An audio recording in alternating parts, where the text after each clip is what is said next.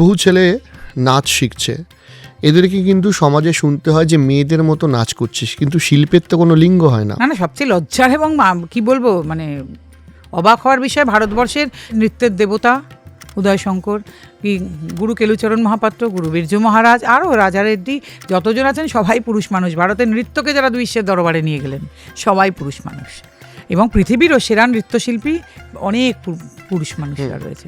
আচ্ছা, আমাদেরকে দেশে কথা মানে কাজের একটা লিঙ্গ ভিত্তিক ভাগ করে দেওয়া হচ্ছে। না, কিসের লিঙ্গ ভাগ করছি আমরা? যে এই নৃত্যর দেবতারাই সব ভারতবর্ষের পুরুষ মানুষ, যারা ভারতবর্ষের নৃত্যকে নিয়ে গেলেন দরবারে, কিন্তু সাধারণ ছেলেরা নাচ করতে চাইলেই তখন গন্ডগোল। হ্যাঁ, এবং আমি যেহেতু শিল্পীদের নিয়ে কাজ করি, এটা আমার একটা অভিজ্ঞতা।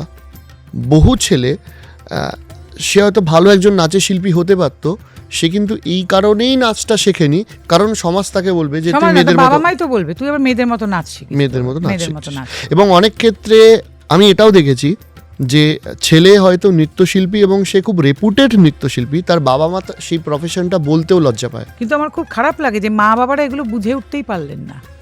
এটা আমার খুব খারাপ লাগে। কোনো প্রফেশন ছোট নয়, যে কোনো প্রফেশনে যে কেউ নাম করতে পারে। এদিকে আপনারা ইকুয়ালিটির কথা বলেন, এখানেও তো আবার ইকুয়ালিটি নেই। মেয়ে নাচ করলে ভালো, ছেলে নাচ করলে খারাপ। ইভেন ছেলেরা গান গাইলেই বা কতটুকু বাবা মা ভীষণ খুশি হন, ছেলে মানে খালি ডাক্তার আর ইঞ্জিনিয়ার হবে।